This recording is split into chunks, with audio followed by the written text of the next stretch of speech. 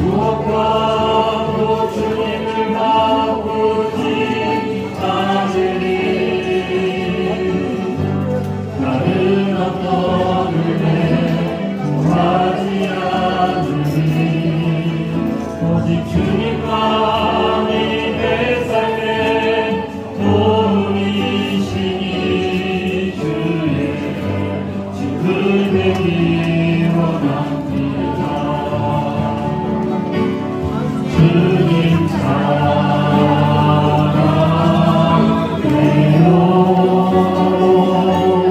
온 마음과 정성 다해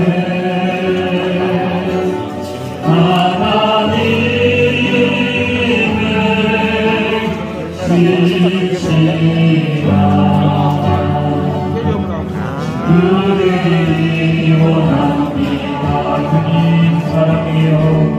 주님 사랑해요. 온 마음과 정성 다해 정성 다해 하나님의 지시라. 그들이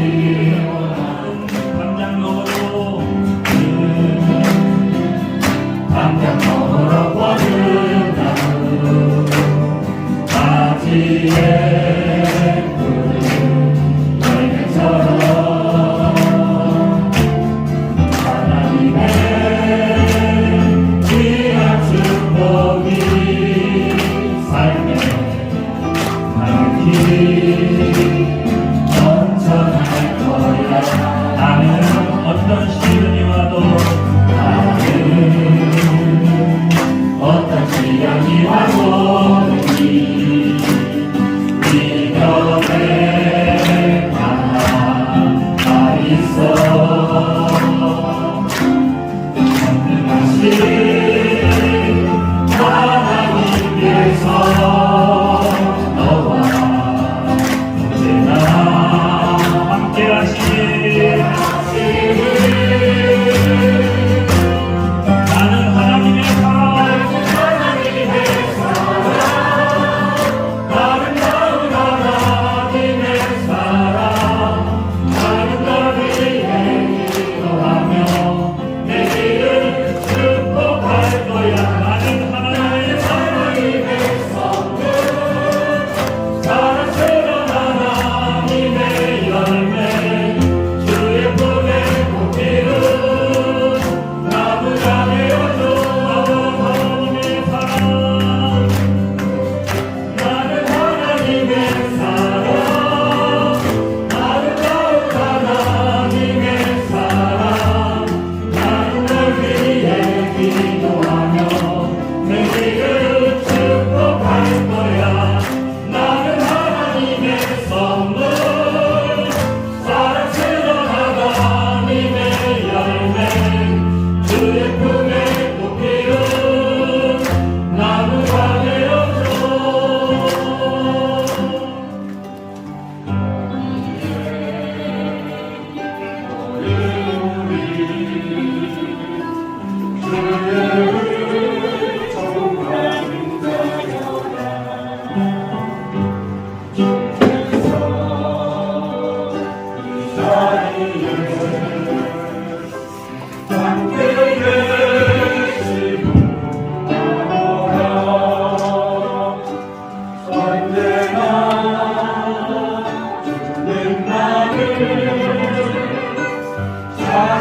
사랑하며 따라가리. 시험을 당할 때도 함께 계심을 알아라.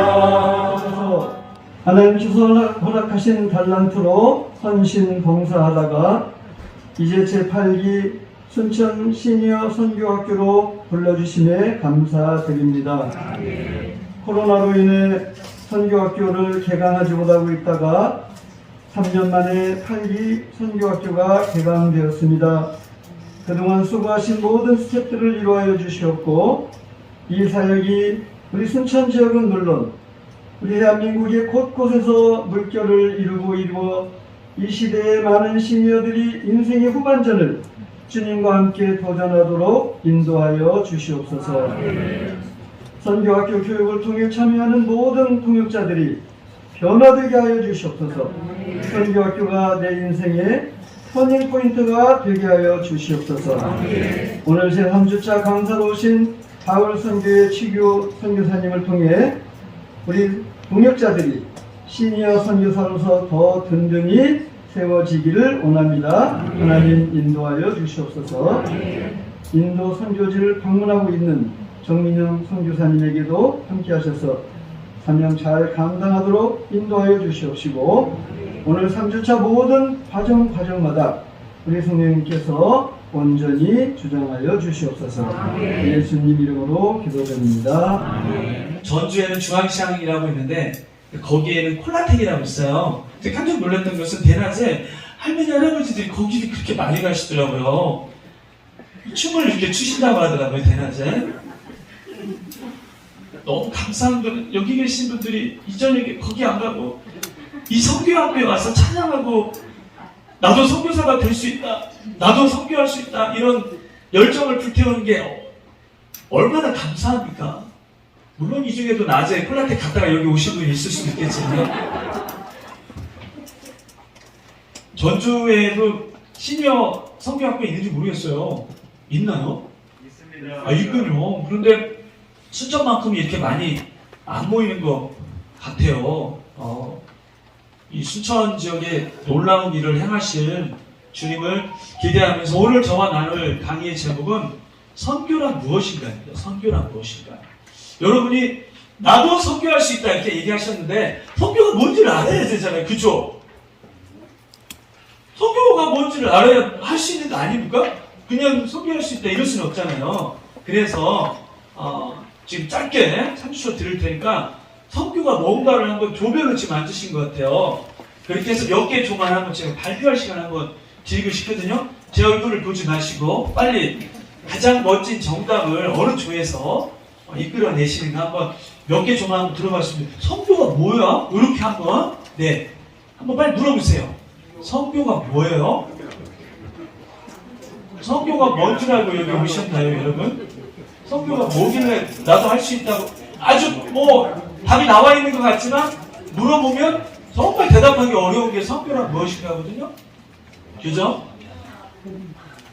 이렇게 말을 안 들으니까 주일 학교 친구들도 말을 안 듣잖아요. 시니어 선교에서 빨리 물어보고 지금 선교가 뭔가 정답을 끌어내셔야죠. 그죠? 네. 몇 조가 제일 잘하는가 한번 보도록 하겠습니다. 말씀을 전하요. 정답은 거의 막 거기에 나올 것 같아요. 네. 지금 저를 말꾸러미 쳐다보고 있는 걸 끝나가잖아요. 그죠? 4조 우리 은동근 우리 그냥 꼴찌는 장로님이시네요. 네. 은동근 장로님 여기 마이크가 또 하나 여기 있어요. 여기군요. 자, 4조에서는 한번 들어보세요. 우리 은동근 장로님은 한성한교회 대표로 오셨어요. 큰일 났어요 이제. 네. 선교가 뭘까요, 장로님? 여러 가지가 있겠습니다만 네. 개인적으로는 복음 전파, 영혼 구원이 제일 중요하지 않을까 생각합니다. 네, 조원도 표정이 어두워요. 나누고 안 나누고 제 개인적으로 대답할 줄이야. 그쵸? 네. 복음 전파, 개인 구원. 그러네. 박수 한번 해주세요. 이 중에 대답이 제일 시원찮은 분은 우리 총무 목사님께 이분을 어떻게 해서든지 억지로라도 선교지로 내보내야 됩니다. 결의를 해서 보내도록 하겠습니다. 갈렙존에요. 이 산지를 내게 주시옵소서. 어느 분이 하실 거예요? 레이디 포스트군요. 네, 어쩔 수가 없습니다. 네, 저를 보시죠. 그래서 성함 한번 해주시고 8조네요. 1조네요. 죄송합니다. 네. 한생교회에서 장미희입니다. 굳이 교회 이름을 안 물어봤는데 한생교회 피하라면서 지금 큰일 났어요. 대답 잘못하면 한생교회 이거 먹어요. 네. 선교란 예배가 없는 곳에 예배자로 살아가는 것이라고. 예배가 없는 곳에 예배자로 살아가는 멋있습니다. 박수. 네. 그렇죠. 이렇게 하면 또 이제 또 해외로 잘 안 나가요. 여기도 예배하는 곳이 많기 때문에. 하나님의 기쁨, 10조는 또 어떤 분이 조장님이세요? 조장님, 네. 조장님 하시겠어요? 아니면 이름표를 가리셨나요? 이렇게 하면서. 아니면 장로님께서, 보통 장로님께서 조장을 하시네요. 아유, 정말로. 네, 우리 세관교회 대표 조명지 장로님. 방금 우리 조원들에게 뭐 하는 결과는 방금 몇 조죠? 방금 1조에서 말과 똑같습니다. 복음을 전파하는 것이 선교다. 1조는 그렇게 얘기 안 했는데. 저쪽에 장로님께서 했었죠? 내 인생 생활은 단체가 그렇죠. 예. 네. 거기는 사주였습니다. 사주. 예, 예. 첫 번째 대답죠. 네, 네. 나는 이 대답 안 하면 오늘 참 못 잘 것 같다. 손 드시죠. 역시. 이야, 이런 분이, 예. 문동환 장로님, 세관교회가 어떻게 많이 오셨네요? 네. 교장 선생님이 생각해. 아, 그러시군요. 이렇게 굳이 또 안 물어본 거를 전라도 말로 오지랖답다 이러는데 전라남도는 안 쓰지라? 네, 어쨌든 네, 문봉환 장로님. 선교란 하나님께서 가라 하시는 곳에 가서 하라 하시는 일을 하는 것이 선교라고 생각합니다. 멋지네요. 박수! 이런 대답은 아주 못 들어가요. 가라 하는 곳에 가서 하라! 정말 멋진데요? 이거 녹화되고 있잖아요? 그죠? 구조에 우리, 네, 저한테 영상 좀 보내서 세관교회가 다르네요. 우리 교회도 한마디 해야 된다. 그런 교회 있나요, 혹시? 오, 예! 세관교회 아니잖아요. 그죠? 동국교회 장로님, 네. 선교랑 저는 언제 어느 때나 예수님을 심는 것 그렇게 정의하겠습니다. 언제 어디서나 예수님을 심는 것. 성교 박수! 그렇죠. 선교에서 예수님 빠지면 큰일 나죠. 그죠? 결국에는 예수님 복음 전하러 간 거잖아요. 가라는 곳에 간 거고. 그죠? 네. 시니어 선교회는 이제 오늘로 종강을 하고 다음 주에 수료식을 바로 해도 선교에 대해서 알면 이제 다 된 거지 뭐 우리가 더 별 필요는 없잖아요. 네. 그래요.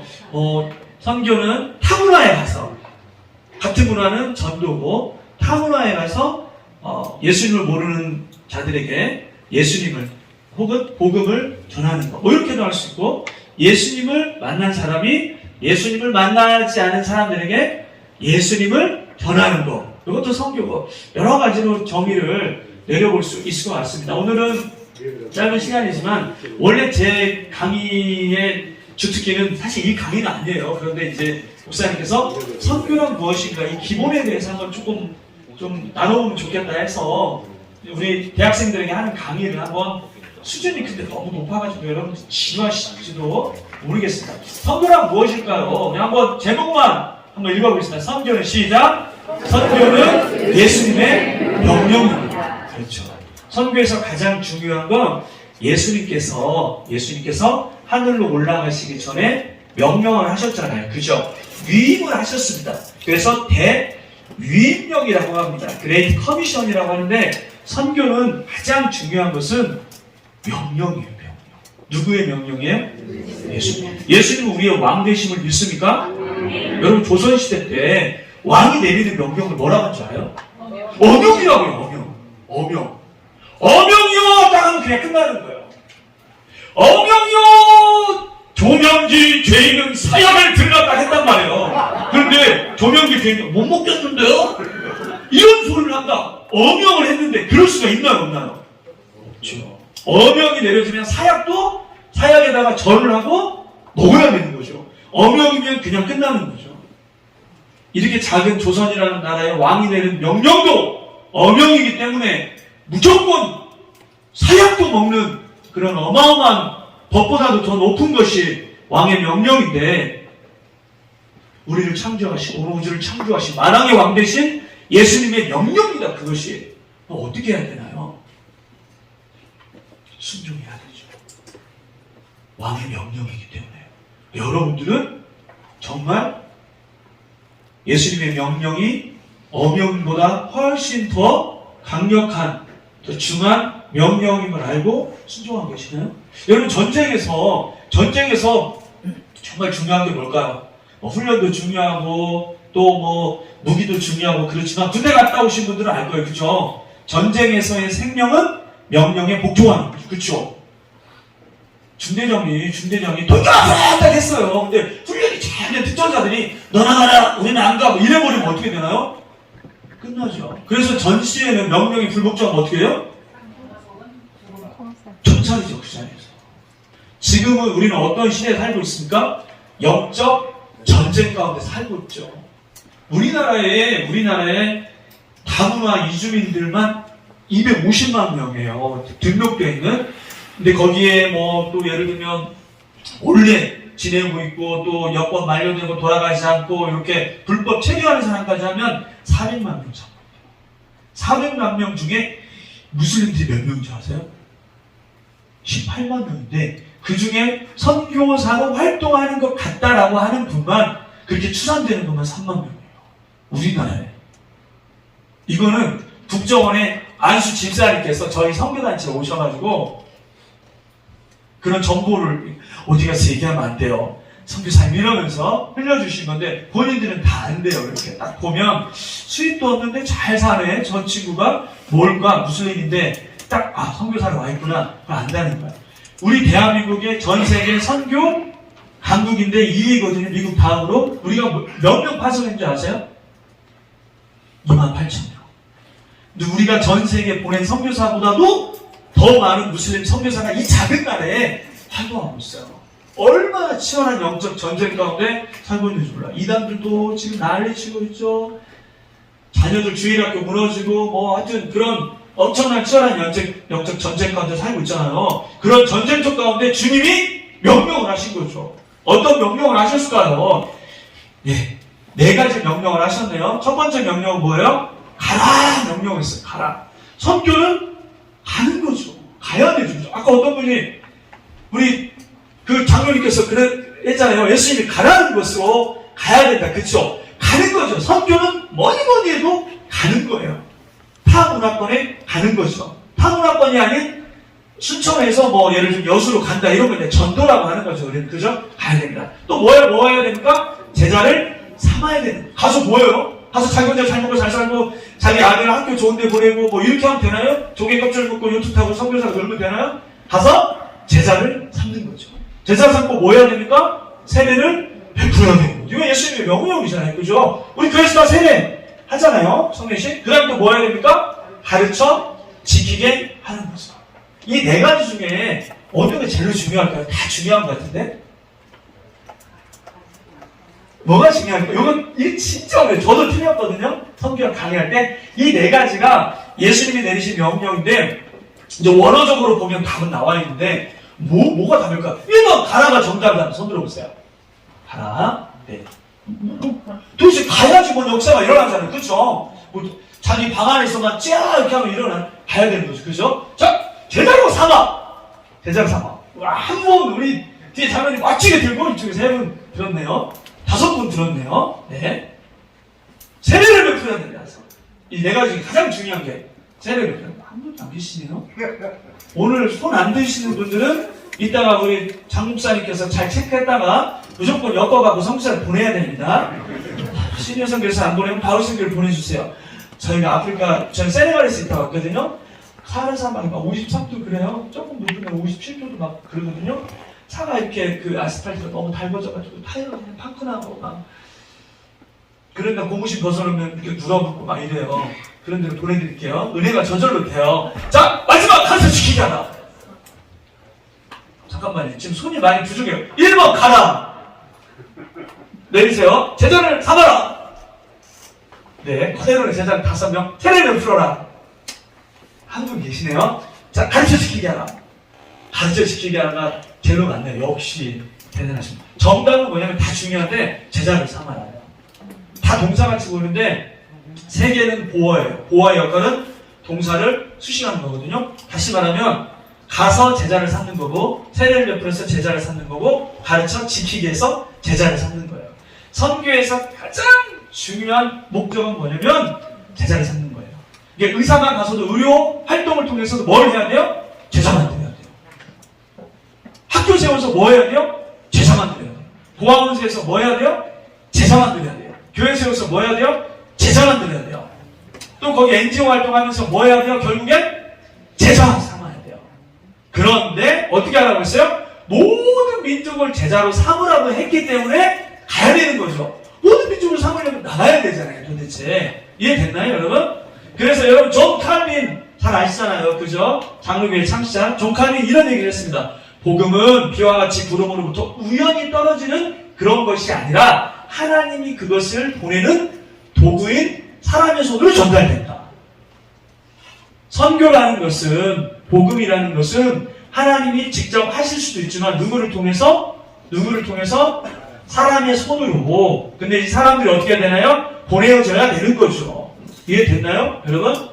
자, 성경 우리 사도행전 1장 8장 다 암송해야 됩니다. 자, 우리 한번 큰 소리로 외쳐봅시다. 시작! 오직 성령이 너희에게 임하시면 너희가 권능을 받고 예루살렘과 온 유대와 사마리아와 땅끝까지 이르러 내 증인이 되리라 하시니 선교의 범위가 나와있네요. 그죠? 예수님 치료하신 말씀이에요. 어디에 하라고 했어요? 예루살렘, 온 유대, 사마리아, 땅끝. 그때 당시 지도를 봤더니 네, 예루살렘이 여기 있네요. 유대 여기 있네요. 사마리아는 위에 있죠. 땅끝은 땅끝이죠. 자, 우리나라에 한번 적용을 해봐야 되죠. 그죠? 짜잔, 우리나라 지도에 있는 순천 어디 있나요? 순천 여기 있죠. 어메, 자존심 상해버려요. 글자 안 나와버렸네. 광주만 났네. 순천 여기 있죠. 그죠? 예루살렘은 어디예요? 순천이죠. 순천. 아멘이십니까? 광주여라? 순천이죠. 그죠? 자, 온 유대는 어디예요? 남한이죠. 그죠? 사마리아는 어디입니까? 북한이죠. 땅끝은? 그대로 땅끝이죠. 선교는 순천만 하는 게 아니죠. 그죠? 순천도 해야 되고 또 어디도 해야 돼요? 우리나라 남한도 다 해야 되고 남한만 해야 되나요? 북한도 해야 되죠. 북한도. 북한까지만 하고 말아야 되나요? 땅끝까지 해야 되는 거죠. 이 네 개를 어떻게? 동시에 언어로는 카이 동시에 해야 되는 거죠. 아멘이십니까? 그래서 어떤 분이 왜 순천도 다 복음화가 안 되는데 어디를요 이렇게 말하시면 돼요? 안 돼요? 안 돼요라. 그죠? 예루살렘과 온 유다와 사마리아와 땅끝은 동시에 해야 되기 때문에 세방교회에서도 순천에 있는 사람들을 전도하고 또 어디로 해야 됩니까? 아프리카에 있는 사람들도 동시에 해야 되는 거죠. 북한도 해야 되는 거죠. 그죠? 순천만 하는 게 아니고 남한 우리나라 민족 복음화를 위해서도 열심히 사용을 해야 되는 거죠. 아멘이십니까? 자, 선교는 뭘까요? 시작! 선교는 복이 되게 하기 위한 부르심입니다. 창세기 12장 1절로 3절인데 이게 굉장히 중요해요. 왜냐면 크리스토퍼 라이트라는 구약학 이 박사님이 뭐라고 했냐면 성경은 두 개로 나눌 수 있다 그렇게 했어요. 성경 두 개로 한번 나눠볼까요? 어떻게 나눌 수 있죠? 성경은? 그렇죠. 구약과 신약으로 나눌 수 있잖아요. 그런데 이분은 크리스토퍼 라이트 박사님은 구약과 신약으로 안 나눴어요. 성경은 창세기 1장부터 11장까지 그리고 창세기 12장부터 요한계시록까지 이렇게 나눌 수 있다고 얘기했어요. 왜 그렇게 얘기했을까요? 창세기 1장부터 11장까지는 하나님께서 직접 인류 구원에 관여를 하셨어요. 창세기 11장 뭐가 나옵니까? 바벨탑 사건이 나오잖아요. 그죠? 하나님께서 1장부터 11장까지는 직접 인간의 이 구속사의 구원에 관여를 하셨는데 창세기 12장에 넘어가면서부터 하나님이 직접 일을 하지 않았어요. 누구를 통해서? 사람을, 대리자를 통해서. 그때 처음으로 불려졌던 사람이 누구입니까? 아브라함이었어요. 아하, 성경은 선교에 관한 하나님의 이야기인데 창세기 1장부터 11장까지는 하나님이 직접 인류 구원에 개입을 하셨지만 창세기 12장부터는 하나님께서 사람을 불러서 대리자를 통해서 하나님의 인류 구원의 역사의 완성을 진행하고 계신다고 하는 거죠. 그래서 아브라함을 부르셨잖아요. 그죠? 제가 빨리 한번 읽어볼게요. 여러분 다 아는 말씀인데 여호와께서 아브라함에게 이르시되 너는 너의 고향과 친척과 아비의 집을 떠나 내가 네게 보여줄 땅으로 가라. 내가 너를 큰 민족을 이루고 내게 복을 주어 내 이름을 창대하게 하리니 너는 복이 될지라. 너를 축복하는 자에게 내가 복을 내리고 너를 저주하는 자에게 내가 저주하리니 땅의 모든 족속이 너로 말미암아 복을 얻을 것이다. 너로 말미암아 복을 얻을 것이다. 이 말씀을 잘못 해석을 하면 기복주의가 돼요. 기복주의가 된다고요. 잘 먹고 잘 살고 복을 많이 받아야 되지. 자기 유익을 위해서 자녀도 복 받고 앞으로 가도 복 받고 뒤로 가도 복 받고 막 이렇게 자칫 잘못하면 이렇게 되거든요. 창세기 12장 1절로 3절에 원래 원어적인 뜻을 여러분이 아셔야 되는데 자 이거 한번 나눠볼게요. 월터 카이저라는 성경학 박사님이 요 구절 가지고 논문을 쓴 거예요. 성경 논문을 3개의 패러그램으로 나누는데 먼저 내게 보여줄 땅으로 가라 이렇게 말씀하시면서 2절로 가봤더니 내가 너로 큰 민족을 이루고 내게 복을 줘. 복을 지금 누가 주시는 거예요? 하나님이 주시는 거예요. 누구한테 주는 거예요? 아브라함에게 주는 거예요. 그죠? 이런 복을 뭐라고 하냐면 상단의 복이라고 해요. 이 복은 저나 여러분이 알고 있는 그 복이에요. 그 복. 하나님의 복을 주옵소서. 그죠? 축복하여 주옵소서. 그 복이에요. 또 다른 복이 있어요. 또 다른 복은 뭘까요? 땅의 모든 족속이 너로 말미암아 복을 얻을 것이다. 잘 보세요. 땅의 모든 족속이 누구를 통해서 복을 받는 거예요? 그렇지. 너로 말미암아 여기 너는 누구예요? 아브라함이잖아요. 그러니까 땅의 모든 족속이 하나님을 통해서 복을 받는 게 아니고 누구를 통해서 받는 거예요? 아브라함을 통해서 받는 거예요. 이런 복을 무슨 복이라고 하냐면 하나님의 복이라고 해요. Top line blessing, bottom line blessing. 유식한 말로 이렇게 쓰지만 하나님이 주시는 복은 상단의 복. 이 복이 우리가 흔히 알고 있는 복이에요. 그런데 하나님의 복이 숨어 있었어요. 그 복은 뭐예요? 나로 말미암아 다른 사람이 복을 받는 거예요. 자, 오늘의 퀴즈. 상단의 복이 복은 다 좋죠. 중요하죠, 그죠? 상단의 복이 중요할까요? 하단의 복이 중요할까요? 아니까리 하죠, 그죠? 뭐 상단의 복을 내가 받아야 흘러보낼 것이지. 이것이 뭔지 모르겠네. 이렇게 생각하지 마시고 빨리 찍으세요. 어차피 기대하지 않고 있어요. 기본은 상단의 복이지라. 그런데 하단의 복도 중요하죠, 그죠? 그 맞아요, 정답이에요. 여기에서 중요한 복은 뭐냐면 하단의 복이야. 우리 삶에 적용을 해볼까요? 내가 하나님께 복 받는 거 중요해요. 내 자녀가 복 받는 거 중요해요. 그런데 더 중요한 건 뭐냐면 내가 받은 복을 흘려보내는 거 중요해요. 내가 승진하고 내가 부자 되고 내 자녀가 S대 가는 거 중요해요. 그것보다 더 중요한 건 뭐냐면 내 승진을 통해 내 물질을 통해 그리고 내 자녀가 S대 들어가고 S그룹 들어가는 것을 통해 그 자녀를 거기에서 머무는 것이 아니라 그 유익을 통해 잘 먹고 잘 살고 요트 사가지고 평생에 해지는 바닷가에서 조개껍질 주고 그렇게 사는 것이 아니고 그 복을 흘려보내는 게 중요한 거예요. 여기 지금 기독교 백화점이잖아요. 그죠? 이 공간을 지금 시니어 선교에 흘려보낸 거예요. 쓸 수 있도록. 여기 그럴 리는 없지만 콜라텍 만들어갖고 여기 막 돌리고 할머니 할아버지 이렇게 5,000원씩 받고 할 수도 있잖아요. 근데 그런 거 안 하잖아요. 그죠? 선교라는 것은 내가 받은 복을 선교지에 가서 복음을 듣지 못한 그들에게 흘려보내는 거예요. 내가 간호사였다면, 내가 학교 선생이었다면, 내가 또 다른 직장을 가졌던 사람이라면 평생의 노하우가 있잖아요, 여러분에게. 그죠? 여러분 성교비 없어도 되잖아요. 연금이 있기 때문에 그걸 가지고 가는 거예요. 가가지고 현지인들에게 혹은 또 다른 선교사들에게 그 복을 흘려보내는 거예요. 이 하단의 복을 흘려보내는 거예요. 이게 너무나 중요한 거예요. 이 하단의 복을 생각하면 기복신앙이 되는 거예요. 우리 예수님은 한 번도 너 혼자 잘 먹고 잘 살아 이렇게 얘기한 적이 없단 말이에요. 기독교는 십자가 정신이에요. 세워졌기 때문에 십자가 정신은 무엇입니까? 자기를 부인하는 거잖아요. 그 십자가 짊어지고 예수님 쫓아가는 거잖아요. 그죠? 그런 삶을 살아야 돼요. 그게 성교인 거죠. 성교는 그래서 여러분 있잖아요. 너무나 좋은 거예요. 왜요? 여러분을 복받게 하고 있어. 여러분 창세기의 12장 1절 3절이 너무나 중요하다고 한다면 출애굽기 19장은 또 너무나 중요해요. 왜냐하면 자 창세기 12장 1절 3절까지는 아브라함 언약이라요. 아브라함 언약 들어보셨잖아. 아브라함 하나님께서 늘 언약을 내. 아브라함 언약, 야곱 언약, 이삭 언약 또 여기 시내산 언약 언약을 많이 맺으시거든요. 언약을 신실하게 지켜가면서 그 언약을 완성해가는 게 이제 선교인데 하나님께서 자 출애굽을 했어요. 드디어 광야를 지나 불기둥을 이제 인도하는 대로 이끌어가지고 어디에 머물렀어요? 시내산에 머물렀어요. 시내산에 뭘 받죠? 십계명을 받죠. 십계명을 받기 전에 하나님께서 내가 너희를 이곳에 인도해낸 목적을 하나님 얘기해 주세요. 그 뭐예요? 내가 예루살렘을 어떻게 행하였은가? 내가 어떻게 독수리 날개로 너희를 업어 내게로 인도하였음을. 와, 출애굽의 광야를 통과하는 걸 하나님께서는 독수리 날개로 업어서 너희를 하나도 안 다치게 아주 고이고이 너희를 여기 시내산까지 데려올 거야.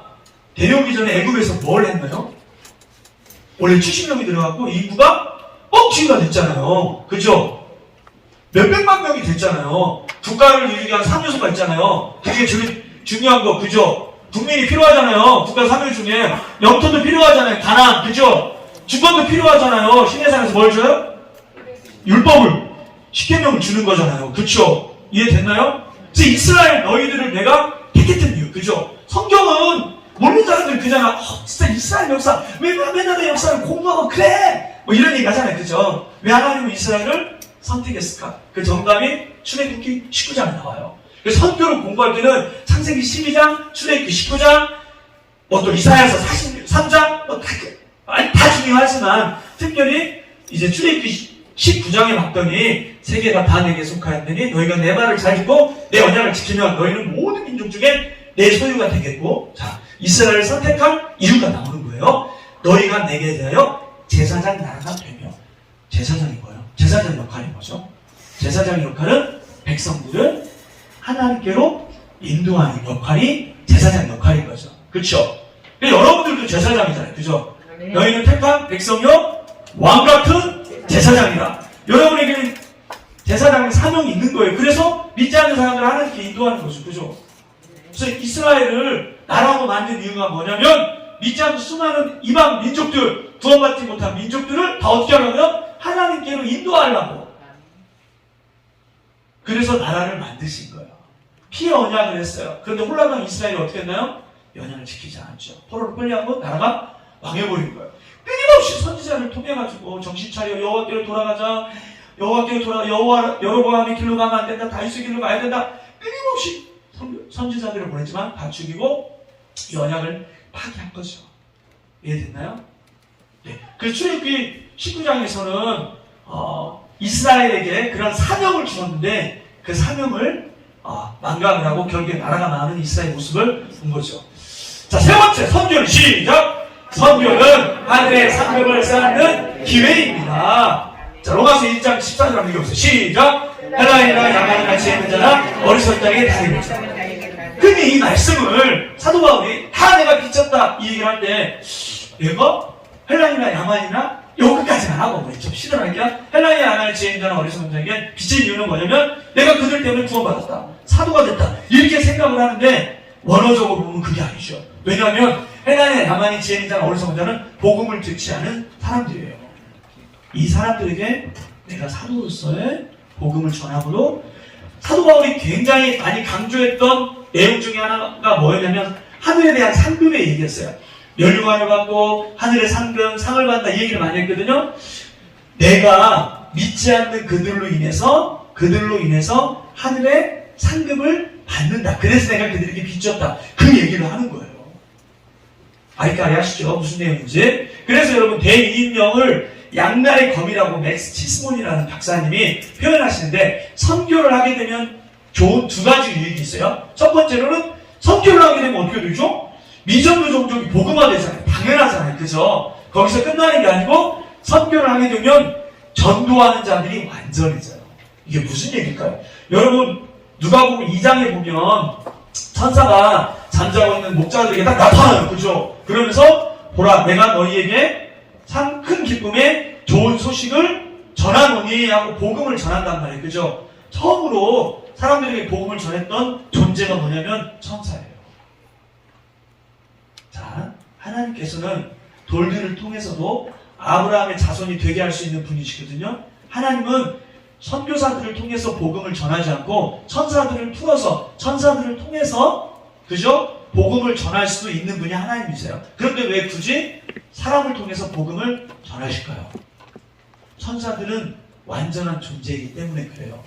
전도하는 자들이 선교를 통해서 완전해질 수 있어요. 다시 얘기하면 자, 우리 이은주 집사님 주일학교 선생님 하세요 혹시? 했었어요 전에. 그죠? 주일학교 학생들 가르치다가 막 때려 죽이고 싶어요. 그죠? 요즘 애들 있잖아요 카톡 보내도 대답도 안 해요. 시기것들 정말 내가 왜 이걸 맡아가지고. 그런데 그런 아이들 주일학교 교사를 하면서 주님의 마음을 깨달아요. 나도 이렇게 징그럽게 말 안 듣는 존재였지. 주님의 마음이 얼마나 아플까. 그러니까 주일학교 교사를 하면 아이들이 하나님의 말씀으로 양육받아서 예수님의 제자가 되는 유익도 있지만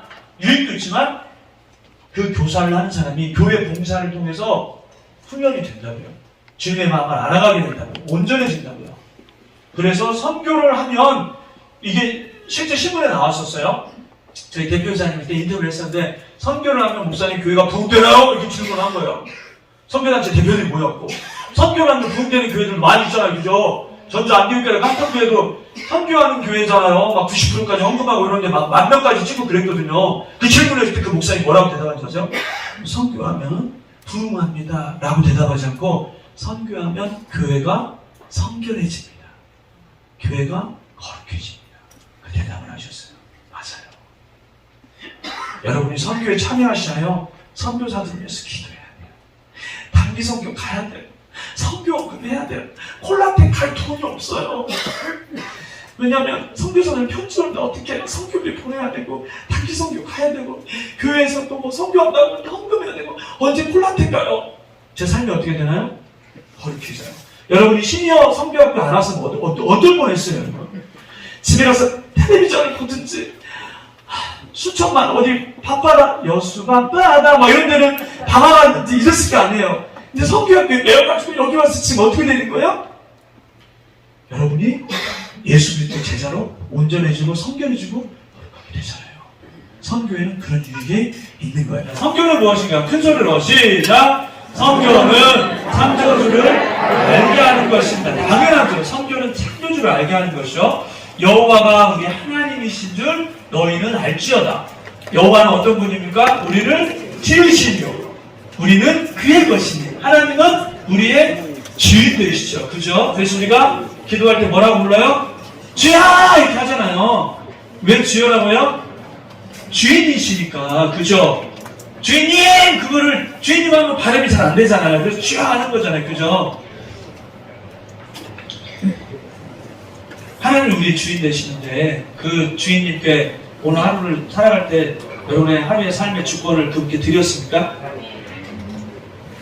수많은 선택의 기로에서 오늘 이 자리에 오기까지 그렇죠? 그 주인께 물어봐야 되잖아요. 그렇죠?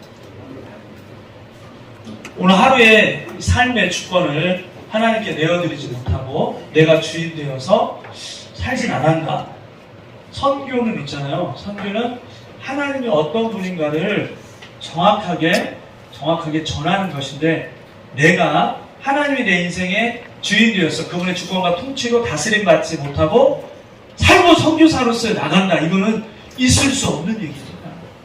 그래서 현지인들에게 하나님은 우리를 창조하신 분이고 하나님은 우리의 주인 되시고 당연히 우리는 그분의 백성이고 그의 기르시는 우리는 양입니다 라는 신앙의 고백 아래 선교가 이루어져야 하는데 우리 전 세계 한번 통계에서 살짝 한번 제가 볼게요. 이 시간 전 세계 종교연합입니다. 21년도 기독교는 와 32.5%나 돼요. 전 세계 인구가 지금 얼마인 줄 아세요? 78억 79억 78억 정도 되는데 그 중에 25억이 기독교예요. 그런데 있잖아요 여러분, 기독교는 세분화를 한번 해보겠습니다. 기독교에는 개신교, 독립교단, 성공회, 캐톨릭, 정교회, 이단도 기독교에 들어가요. 그거 알고 계셨어요? 우리나라 기독교에는 신천지도 들어가고 안산홍 증인회도 들어가요. 모르셨죠 여러분? 기독교가 이렇게 높구나 그냥 좋아하실 필요는 없어요. 거기에는 이단도 들어가고 캐톨릭도 들어가고 정교회도 들어가거든요. 캐톨릭을 종교인 나라들의 우리 성사가 들어가야 되나요? 안 들어가야 되나요? 들어가야 되나요? 안 들어가야 되나요? 캐톨릭에도 구원이 있나요? 막 이렇게 어려운 질문하고 좀 마음 어렵죠, 그쵸? 캐톨릭에도 구원이 있나요? 지금 말 잘못하면 캐톨릭 사람들 나는 좋지 않던데. 캐톨릭에도 구원은 있죠. 구원은 예수 그리스도가 우리의 구원자라는 신앙의 고백 위에 이루어지잖아요. 그죠? 캐톨릭 신자 중에도 예수 그리스도가 내 구원자다. 그런 고백이 있는 사람들 구원을 받겠죠. 그죠? 그런데 그런 고백을 하기까지 너무나 많은 이 교리들이 자탕이 되어 있는 거죠. 그죠? 성경보다 높은 게 뭐예요? 그들의 교리잖아요. 교리보다 높은 게 뭐예요? 교황이잖아요. 교황이 성경보다 높아요. 있을 수 있나요? 없잖아요. 그죠? 이슬람 한번 볼까요? 이슬람이 얼마냐면 19억이에요. 제가 선교사로 나갈 때 이슬람 인구가 9억이었거든요. 선교사 나간 지가 지금 15년, 16년 됐는데 그 안에 10억이 늘어났어요. 이슬람이 왜 이렇게 급속도로 증가하는 줄 아세요? 이슬람 평균 출산율이 8명이에요. 8명. 8.34명이에요. 제가 프랑스에서 언어를 하고 2년간 있었는데 세상에 뒤에다 애기 하나 없고 애기 3명 앉는 유모차가 있어요. 뒤에 하나 없고 양쪽에 있고 기본 6명, 7명이 돌아다녀요. 거기는. 애기를 낳을 때마다 막 또 그 출산 자금을 주거든요. 우리 한국의 출산율이 전 세계 몇 등인지 아세요? 지난번 엊그제 뉴스 봤더니 140몇 등이었대요. 그 종족이 유지되려면 최소한 출산율이 2%를 넘어가야 된대요. 결혼하고 아기 낳고 이렇게 했는데 우리가 1.4도 안 되더라고요. 당연히 이슬람은 포교 활동을 하지 않아도 숫자가 어마어마하게 늘어나잖아요. 급속도로. 그렇죠? 애기 많이 낳아야 돼. 전도 안 하시려면, 성교 안 하시려면 애기라도 몽땅몽땅 낳으세요. 8명씩까지 낳으셔야 돼요. 그래야 이슬람 이겨먹을 수 있어요. 힌두교는 10억 명, 부족종교 7억 명, 무종교. 요 정도는 여러분 수치를 좀 아셔야 돼요. 전 세계 선교인왕이 어떻게 되는가. 무종교가 여러분 8억 명인데 그 중에 진짜 무종교자는 83%가 안티크라이스트는 얼마인 줄 아세요? 17%예요. 이 반기독교자들이 어디에서 나온 줄 아세요? 기독교에서 나옵니다.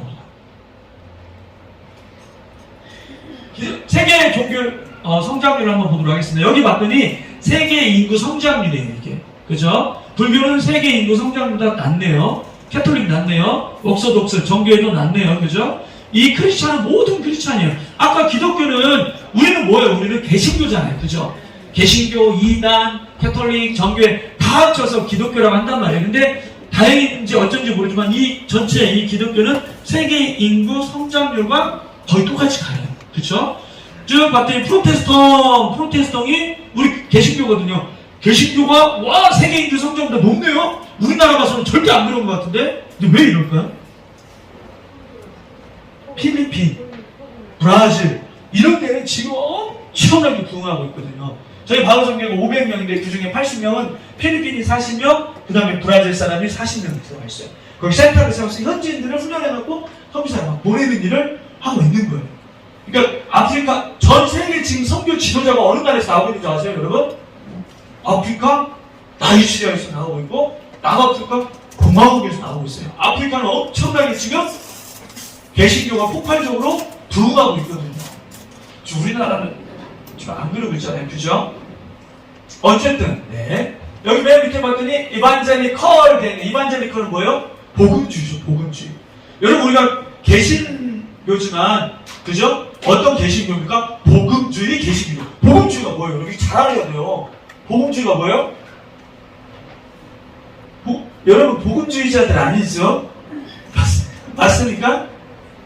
성경의 권위가 가장 높고 예수 그리스도가 누굽니까? 나의 구원자라는 신앙의 토대 위에 달려가고 있는 게 복음주의잖아요. 그죠? 감사한 건 복음주의는 여전히 놀랍도록 부흥하고 있다라고 하는 거죠. 이걸 쉽게 이렇게 보면 좋을 것 같습니다. 자, 여러분 올 크리스찬이고 유일하게 눈에 띄게 부흥하고 있는 종교가 아닌데, 그죠? 무슨 색깔이에요? 초록색이죠, 그죠? 연두색. 이 종교가 뭐예요? 무슬림이에요. 무슬림은 500%씩 부흥하고 있어요. 늘어나고, 폭발적으로 늘어나고 있어요. 단일 종교를 보면 가장 많은 인구가 무슬림이 19%. 왜냐면 아까 25억 중에 그 중에 16억 정도가 캐톨릭이거든요. 우리 복음주의 개신교는 한 6억에서 7억 명밖에 안 돼요, 사실은. 그 무슬림들, 또 라마단 금식 기간 때 무슬림을 위해서 기도해야 되고, 또 무슬림 선교주를 위해서도 많이 기도를 하면서 선교를 해야 되겠죠. 그죠? 우리 선교의 마지막 화두가 이 무슬림들을 어떻게 우리가 개종할 것인가, 주께 돌아오게 할 것인가, 그들에게 어떻게 복음의 문을 열 것인가, 이게 선교 전략 중 최대 쟁점이고 숙제거든요. 자, 보면은, 자, 여기 이 색깔은 가장 많네요, 그죠? 이게 기독교죠, 그죠? 여기 초록색으로 색칠해져 있는 종교가 이 무슬림이에요. 몰려있네요, 살짝, 그죠? 몰려있는 게 눈에 보이시나요? 자, 그 다음에 이건 무종교죠. 그 다음에 여기 노란색은 불교입니다. 불교. 태국을 중심으로 있네요. 그 다음에 이 갈색은 힌두교죠. 힌두교. 힌두교 네팔이 있고, 네. 이렇게 되는 거죠. 그래서 여러분, 잘 보시면 기독교가 아닌, 기독교가 요 색깔, 요 황토색이라고 해야 되나? 요 색깔이 아닌, 자, 이슬람, 불교, 힌두교, 여기에 모여있네요. 그죠? 위도 10도에서 40도까지 모여있다 해가지고, 1040 윈도우라고 해요. 위도 10도에서 40도 사이에 가장 많은 미전도 종족들이 몰려있다 해가지고, 1040 윈도우라는 용어는 다 들어보시잖아요. 그죠? 처음 들어보셨나요? 그래서 지금 전 세계의 언어로 미전도 종족을 나눠보면, 종족을 나눠보면 한 27,000개의 종족이 있어요. 그 중에 미전도 종족이 몇 개 남아있어요? 6,900개가 남아있는 거예요. 이 천국보의 모든 민족의 증언대에 온 세상에 접하져 있는 그제야 끝이 오리라. 그죠? 주님 오시라 아는 사람 있으세요? 언제 주님 오세요? 지금 뭐 사실 천차의 기근과 전염병과 전쟁도 있네요. 우크라이나. 그죠? 지금 말세 지말에 그런 돈을 사랑하고 자녀들이 또 부모를 거역하고 딱 정말 이 말세 지말에 현상들이 나타나고 있잖아요. 그죠? 그지만 주님이 언제 올지 알고 계세요? 아버지만 알고 계시잖아요. 다만 우리가 예측할 수 있는 것은 뭐냐면 모든 땅끝까지 복음이 증거되면 그제야 끝이 오리라. 그렇기 때문에 우리 주님은 오고 싶어도 지금 못 오세요. 왜? 당신이 하신 얘기가 있기 때문에. 몇 개 종족이 남아있나요? 6,900개 미전도 종족이 지금도 남아있는데 놀라운 건 있잖아요. 저희 세네갈도 이따 시간 되면 소개할지 모르겠지만 이스라엘이 96%거든요. 그런데 사하라 사막 거기는 저희가 못 들어가요. 그런 쪽에 현지인들을 훈련해서 이제 성교사를 보내는데 그 사람들 어떻게 복음을 듣는 줄 알아요? 여러분 그 MBC에서 아프리카 이름을 예전에 이렇게 했었는데 그 사하라 사막에 양을 치는 소를 키우는 목동들도 있잖아요. 다 스마트폰 갖고 다니죠. 제가 세상에 추장님 만나러 어느 그 부족에 갔는데 추장님이 리바이스 그 청바지 딱 입고 선글라스 딱 끼고 핸드폰 들고 나와요. 내가 추장인데 이러고 나와요. 나뭇잎 가지고 참 들고 안 나와요. 요즘은요. 그런 분들이 스마트폰을 통해서 라디오를 통해서 다 복음을 들어요. 저희 나라가 언어가 38개나 돼요. 근데 언어들이 점점 다 사라지고 있어요. 왜요? 스마트폰이나 인터넷과 이런 TV, 라디오에서 5개 국어가 나오고 있거든요. 그런 그 라디오에서 나오는 방송 내용을 알아들어야 되잖아요. 종족 언어가 사라지고 그런 큰 메이저리티 랭귀지만 살아남는데 이런 식으로 놀라운 선교의 패러다임이 바뀌어지고 있어요. 예전에 선교는 무조건 가야 했잖아요. 그죠? 가라, 보내라, 도우라 거기 하나 추가됐어요. 그게 뭔지 아세요? 환영해라, 웰컴해라. 왜요? 400만 명이 지금 왔다니까요. 저 사우디아라비아 우리 선교 못해요. 지금 선교사 한 명도 없어요. 사우디아라비아 형제들이 여기 들어와야 되니까요. 얼마 전에 예멘에서 들어왔잖아요. 예멘이 99.9예요. 우리 예멘에 있는 선교사 두 가지 다 추방당했어요. 오만에 가가지고 예멘 선교하고 있는데 제주도에 예멘 사람 왔잖아요. 그죠? 지금은 이 땅에 들어와 있는 복음을 들을 수 없는 환경에 있는 사람들을 환영하는. 그래서 지금은 어떤 선교의 시대냐면 집 앞에서의 추수의 때다. 앨리슨 푸웅 박사님의 그런 시대예요. 그래서 지금 선교는 모든 곳에서 모든 곳으로 from everywhere to everywhere. 지금은 아프리카 오지에 가서 선교하는 것 뿐만이 아니라 세네갈, 감비아, 니제르, 말리에 있는 사람들이 우리나라에 들어와 있다니까요. 저희 전주에 전주대라는 학교가 있는데 거기 전주대 학교에 수많은 그 외국인 학생들이 몰려있는데 복음을 전하기 힘든 나라에 있는 세네갈, 말리, 니제르 이런 학생들이 들어와 있어요. 그분들은 어떻게 해야 되냐? 지금 선교전략은 환영하는 거예요. 순천에는 없을까요? 여기? 옆에 광양에는 없을까요? 여수에는 외국인들이 없을까요? 그분들을 잘 훈련해가지고 보내면 한국 선교사보다 훨씬 더 많은 선교 전략의 효과를 누리겠죠. 그런 새로운 선교 패러다임의 시대에 우리가 살고 있기 때문에 아이고 6.900개 언제 다 전한데 그분들이 라디오 듣고 위성방송 듣고 심지어는 우리나라 기반으로 걸어오고 난민들이 들어오고 놀라운 선교의 변혁이 일어나서 글쎄요 여러분 예전에는 그 윌리엄 캐리가 영국에서 인도 갈 때 배 타고 몇 개월 걸린 줄 알아요 여러분? 1970년에 근데 선교 아버지 윌리엄 캐리가 6개월 걸렸어요. 그 인도에서 카레 먹고 다시 영국 가면 6개월 걸려서 1년 걸렸어요. 지금 여러분 우리 한국에서 인도 가는데 아침에 가가지고 거기 도착해서 단기선교 보고 막 전하고 비행기 아메리카고 우리나라 저희는 올 수 있어요. 물리적으로 그렇게 가까운 시대에 살고 있어요. 물리적으로 주님이 1년 뒤에 오실지 3년 뒤에 올지 10년 뒤에 올지 여러분 시니어 성교학교지만 여러분 살아생전에 우리 주님 다시 오실 수 있는 물리적인 그런 상황 가운데 우리가 살고 있다고요. 왜요? 선교의 패러다임이 그렇게 바뀌고 있기 때문에 인터넷과 SNS와 대중매체와 이런 것들을 통해서 직접 가가지고 전도지 나가지고 복음을 전하는 그런 시대에 우리가 안 살고 있다고요. 아멘이십니까? 잘 아셔야 돼요, 여러분들이. 자, 이 정도 좀 10분밖에 안 남았어요. 하여튼, 네. 그래서 예수님을 따르는 사람들, 월드 C라고 한번 그냥 들어보세요. 이런 사람들은 월드 C. 여러분은 누굽니까? 월드 C잖아요. 예수님 안 따르고 계시나요? 그러니까 이게 반응을 안 하시니까 주일학교 애들이 반응을 안 한다고요. 여러분들이 반응을 잘 해주셔야 여러분 며느리들이 반응을 잘하고 또 우리 손주들이 반응을 잘하죠. 그죠? 자, 복음을 들었지만 반응하지 않는 사람들은 월드 B라고 해요. 여기 수천에도 많이 있잖아요. 그죠? 복음을 전하는데 여전히 반응하지 않는 이런 무리들. 그죠? 월드 B라고 하는데 몇 프로입니까? 전 세계 42%가 있어요. 근데 놀라운 거는 복음을 단 한 번도 들어보지 못한 사람들, 월드 A가 너무나 중요하죠. 그죠? 이 사람들이 25%. 이 사람들은 시간이 지나면 다 어떻게 됩니까? 지옥으로 갈 수밖에 없는 상황과 환경 가운데 살고 있는 사람들. 월드 A. 그분들을 위해서 우리가 기도하고 교회가 선교하고 있다면 야! 월드 D야, 월드 A야, 월드 C야! 이걸 잘 봐야 되죠. 이미 복음이 다 들어가 있는 선교하는 나라에 선교사가 굳이 들어갈 필요가 없는 거죠. 아프리카에도 수많은 55개의 나라가 있지만 기독교가 아프리카 많아요. 근데 그런데 가면 선교의 열매가 많고 편하게 갈 수 있죠. 그렇지만 월드 C이기 때문에 굳이 보낼 필요가 없죠. 어디로 보내야 될까요? 월드 A 지역으로 보내야 되겠죠. 제가 뭔 얘기하는지 이해되시나요? 네.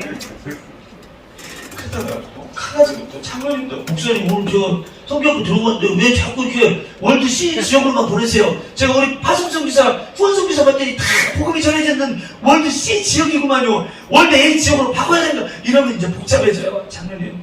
시니어 성교 가지 마세요. 이럴지 몰라요. 세관교회잖아요? 아, 괜찮네요. 세관교회는 여기 또 우리 또 학회장님이. 네. 이분들은 복음으로부터 단절되어 있기 때문에 시간이 지나면 지옥으로 갈 수밖에 없는 그런 현실 가운데 살아가고 있는 것이죠.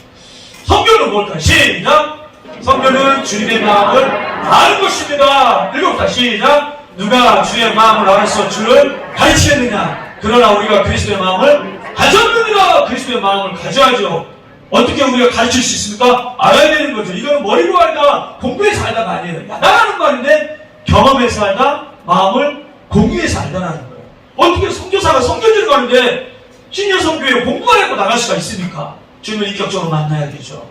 그분의 마음이 어떤가를 내 마음에 공유를 해야 되는 것이죠. 아멘이십니까? 그래서 영생은 곧 유일하신 하나님 참 하나님과 그의 보내신 자 예수 그리스도를 아는 것입니다. 영생은 참 하나님, 우리 유일하신 참 하나님과 예수 그리스도를 어떻게 해야 된다고요? 경험하고 내 마음에 공유해서 그래야 온전한 영생이 이루어지는 거죠. 아멘이십니까? 좀 인격적으로 만나셨습니까? 만나셔야 되죠. 선교는 그런 것 같아요. 선교지에 있는데 저희 아이가 저희 사역할 때 굉장히 열악하거든요. 저희가 했던 사역이 MK를 돌보는 사역을 했어요. 그 미전도 좀 이렇게 들어가 있는 선교사들 19개 나라에 사역하는 선교사들 자녀들 돌보는 일을 했는데 사실 저희는 우리 자녀를 잘 못 돌봤어요. 거기서 태어났는데 너무나 열악해가지고 애기한테 반사 애착장애라는 그 유사장애 같은 그 장애 진단을 받았어요. 한국에 와가지고 치료하고 이런 과정을 겪으면서 처음에는 너무 힘들더라고요. 선교사를 내려놓고 싶었어요. 물론 이제 유서까지 다 쓰고 이 젊음을 주님께 바치겠습니다 하고 갔는데 정작 다른 자녀들은 열심히 돌보고 그런 일을 했는데 내 자녀가 아프니까 힘들더라고요. 그러니까 내가 아픈 건 괜찮은데 여러분들 다 아시잖아요. 자녀가 아프면 더 아픈 게 부모의 심정이잖아요. 하나님 그런 마음 주시더라고요. 네 자녀가 아픈데 너무나 마음이 아프잖아. 그런데 나도 하나밖에 없는 내 아들을 내가 십자가에 못 박았다. 자녀의 아픔을 통해 저도 나름 헌신되어 있다고 생각을 했는데 하나님 그 경험을 시켜주면서 열방에는 아직도 복음을 듣지 못한 50억 명이 넘는 내 자녀들이 있다. 여러분 자폐 증세 아세요? 자폐 증세는 소통이 안 돼요. 자기 안에 갇혀 있는 거잖아요. 지금도 물론 많이 치료받으면서 좋아졌어요. 지금도 제 가장 큰 소원이 있다고 한다면 내 아들하고 지금 벌써 14살이 됐는데 내 아들하고 속에 있는 얘기도 하면서 소통해보는 거. 이게 제 소원이거든요. 한 명의 자녀가 아파서 온전한 소통이 이루어지지 않을 때 무너지는 게 아비의 심정이거든요. 그런데 복음을 듣지 못한 저 미전도 종족들은 어떤 상황이죠? 영적인 자폐에 빠져있는 거잖아요. 복음을 들었지만 거역하고 있는 이 수천당의 수많은 이 영혼들도 어떻게 보면 영적인 자폐에 빠져있는 거예요. 한 명의 자녀하고도 소통하지 못하는 것이 찢어지고 무너지는 것이 아버지의 심정이라고 한다면 50억 명이 넘는 그 자녀들, 자기가 창조한 그 피조물, 사랑하는 할아버지 없는 아들을 십자가에 죽이면서까지 사랑했던 그 자녀들과 50억 명이 넘는 그 자녀들과 소통하지 못하는 하나님의 그 마음은, 그 고통이 얼마나 큰 것인가를 100만 분의 1이라도 그 마음을 경험해보게 했습니다. 선교는 있잖아요. 선교는 선교지에 가서 시니어 선교학교, 이 선교학교를 통해서도 주님의 마음이 우리 안에 부어지는 거예요. 몇 가지 지식만 하는 것이 선교학교가 아니라 선교학교를 통해서 단기 선교를 통해 심지어는 남은 여생 그 필드에 나가서 주님의 마음을 내가 공유하고 하나님의 사랑이 얼마나 큰 것인가를 내가 깨닫는 것. 이것만큼 큰 축복은 없는 것이고 그 마음이 부어진 사람 최고의 하나님의 은혜이고 축복인 줄 믿습니다. 6번 읽어봅시다. 시작! 성경은 마음을 비우는 것이다. 이게 너무나 유명한 말씀이죠. 그죠? 그는 근본 하나님의 본체신 하나님과 동등됨을 철저히 여기지 않으시고 오히려 자기를 비워 이렇게 됐어요. 성경은 자기를 비워야 나가는 거잖아요. 영어 성경이 이게 뭐라고 됐냐면 He made himself nothing 이렇게 됐어요. He made himself. 그는 그 스스로를 made 만들었는데 뭘로 만들었냐고요? nothing으로 만들었어요. 영어 성경이 느낌이 확 오는 것 같아요. 선교는 자기를 nothing으로 만들어야 돼요. 내가 사회에 있을 때는 학교 교장도 하고 사장도 하고 선생이었잖아요. 어떤 존재였지만 선교지를 나갈 때는 철저하게 nothing으로 만들어야 돼요. 우리 예수님이 어떤 분이셨어요? 근본 하나님의 본체이셨어요. 다른 성경에 보면 He was the original God 그랬어요. 그는 예수님은 오리지널 가시였어요. 하나님이셨어요. 그런데 우리를 구원하기 위해서 자기를 비웠는데 어떻게 한 거예요? 자기를 nothing으로 아무것도 아닌 존재로 만드신 거예요. 그런 최초의 1호 선교사로 하늘보좌를 버리고 인간산이 이 땅에 오신 거예요. 선교는 자기를 nothing으로 만드는 거예요. 이게 얼마나 복이 있는 거죠. 이 각오 없이는 선교 못하는데 그럼 1년 남아서 어떻게 하겠어요? 하지만 하나님이 알아서 채워주시고 이끌어주시고 인도해 주시는 거죠. 아멘이십니까? 번호가 조금 이렇게 틀어질 수도 있어요. 제가 이렇게 잘렸거든요. 선교는 시작! 선교는 미라는 것입니다. 내가 진실을 진실로 너에게 이르노니 하나를 미리 땅에 떨어져 죽지 않으면 하나를 그대로 입고 죽으면 많은 열매가 맺느니라. 선교는 있잖아요. 죽는 거예요. 얼마나 미련한지 모르겠어요. 허드슨 테일러가 있어요. 이분이 영국 사람이에요. 중국의 선교사가 같죠. 내지 선교의 시대를 열었던 사람이에요. 윌리엄 캐런은 해안 선교의 아버지예요. 한 단계 뛰어넘어서 내지로 들어가야 되겠다. 들어갈 때 어떻게 했어요? 병발 복장을 했어요. 영국에서 화가 났어요. 정부에서. 아니 우리 대영제국의 체면을 깎다니 신사의 나라가 어떻게 야만인과 같이 저따시로 머리를 깎고 의상을 입을 수가 있어. 저 사람 다 잘라내 해가지고 입은 선교비를 다 차단을 했어요. 그래서 믿음 선교의 아버지가 허드슨 테일러인데 본인이 하고 싶어서 한 게 아니에요. 영국 정부에서 철저하게 다 선교비를 차단을 했어요. 이분이 자녀가 하나, 둘, 셋, 넷, 5명. 5명의 자녀 중에 4명이 뚝뚝병으로 죽었어요. 사랑하는 아내가 30대 때 죽었어요. 중국에 가서. 그리고 놀라운 거는 수천 명의 영국의 헌신자들을 이렇게 시니어 선교회 같은 선교회를 통해 은혜받게 해가지고 데려갔어요. 수천 명을. 중국에서 의화단 사건이 일어났어요. 우리는 말하자면 동학 농민의 난 같은 난이 중국에서 일어난 거예요. 본인이 데려갔던 이 수많은 선교 헌신자들 중에 188명, 어른들 153명, 아이들 35명이 그 자리에서 목이 잘려 죽었어요. 허든스테이너 앞에서 이걸 어떻을까요? 마음이. 자녀들 다 있고 아내도 있고 자기가 헌신해서 들어갔던 선교사들이 자기 앞에서 끔찍하게 죽는 것을 경험했어요. 얼마나 미련합니까? 그런데 이분이 불하지 않았어요. 150개 학교를 세웠어요. 418개의 교회를 개척했어요. 828명의 선교사를 파송했어요. 그때 당시. 중국 선교의 아버지죠. 1150의 중국인 사역자, 목사들을 만들어냈어요. 1424개의 지역 선교부를 만들어냈어요. 이게 지금의 OMF예요. 중국의 지금 지하교회에 크리스찬이 얼마인지 아세요? 혹시? 들어보셨나요? 중국 인구가 15억이잖아요. 1억 명이 넘는 지하교회 크리스찬들이 있어요. 훗날에 중국이 전 세계 선교 강국으로 아마 일었을 거예요. 1억 명이 넘는 크리스찬들이 있다고요, 중국에. 어떻게 해서 가능했을까요? 허드슨 테일러의 세상 사람들이 볼 때는 미련한 짓이지만 하나님은 전도의 미련한 것으로 영혼들을 구원하신 것이죠.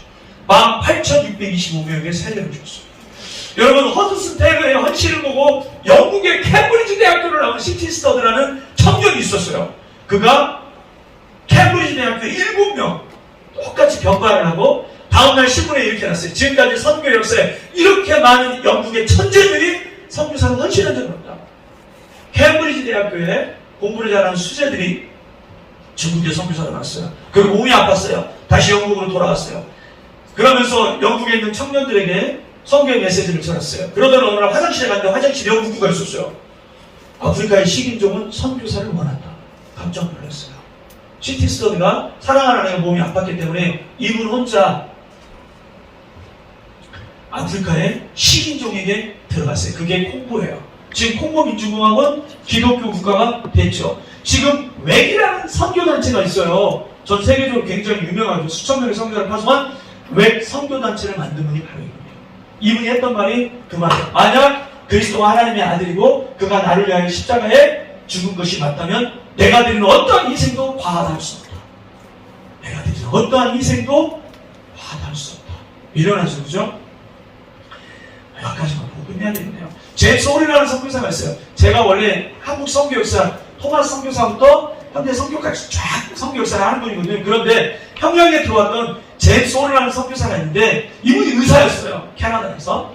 같은 병동에 일했던 로제타라는 이쁜 자매가 있었어요. 틈만 나면 로제타 자매에게 쫓아갔어요. 자매님, 저와 결혼해주세요. 그랬더니 이 로제타 자매가 저는 조선의 선교사로 헌신된 부분입니다. 만약에 조선에 가서 저에게 청혼을 한다면 제가 받아들이겠어요. 말을 하고요. 이 제임스 홀이 청혼을 하려고 로제타보다 1년 먼저 조선에 들어왔어요. 평양에 청혼하려고. 그리고 결혼했어요. 최초로 우리나라에 결혼한 선교사 커플이에요.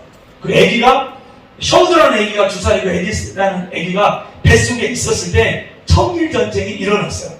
이분이 평양에 있다가 내가 한양에 가야 되겠다. 부상당한 이 조선의 병사들을 치료해야 되겠다. 로제타 마음이 가면 왠지 못 돌아올 것 같은 그런 불길한 예감이 들었어요. 가지 말라고 애원했어요. 끝까지 갔어요. 발젠트 푸스에 걸려서 이분이 돌아가셨어요. 그 영상을 한번.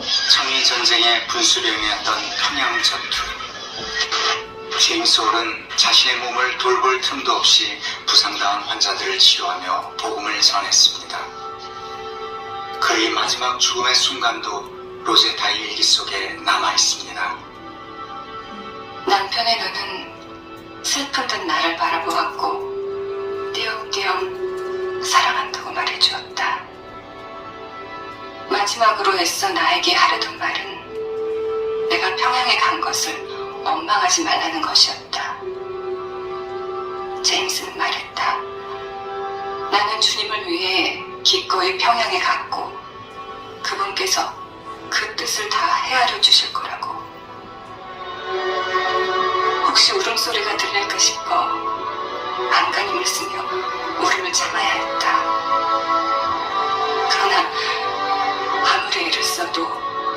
내기는 눈물을 젖었고 한 번도 하지 않았던 애원의 기도가 터져나왔다. 사랑하는 남편을 데려가지 말라고.